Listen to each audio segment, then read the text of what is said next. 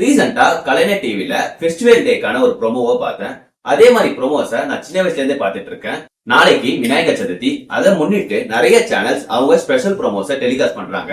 அந்த எல்லா சேனல்ஸுமே விநாயகர் சதுர்த்தியை முன்னிட்டு சிறப்பு திரைப்படங்கள், விநாயகர் சதுர்த்தியை முன்னிட்டு சிறப்பு நிகழ்ச்சிகள் அப்படின்னு டெலிகாஸ்ட் பண்றாங்க.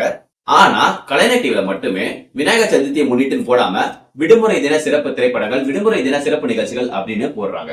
நமது கலைஞர் தொலைக்காட்சி விடுமுறை தினத்தை முன்னிட்டு அவங்க எல்லா இந்துக்கள் பண்டிகைகளுக்குமே அது என்ன பண்டிகைன்னு மென்ஷன் பண்ணாம வெறுமனே விடுமுறை தின சிறப்பு நிகழ்ச்சிகள் மட்டுமே போடுவாங்க.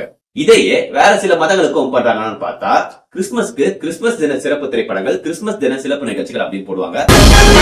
நமது கலைஞர் தொலைக்காட்சியில் கிறிஸ்துமஸ் தினத்தை முன்னிட்டு ரம்ஜானுக்கும் ரம்ஜான் தின சிறப்பு நிகழ்ச்சிகள், ரம்ஜான் தின சிறப்பு திரைப்படங்கள் அப்படின்னு ப்ரோமோ போடுவாங்க. ஆனா இந்துக்களோட பண்டிகைகளுக்கு மட்டுமே நீங்க ஏன் அப்படி பண்றீங்க?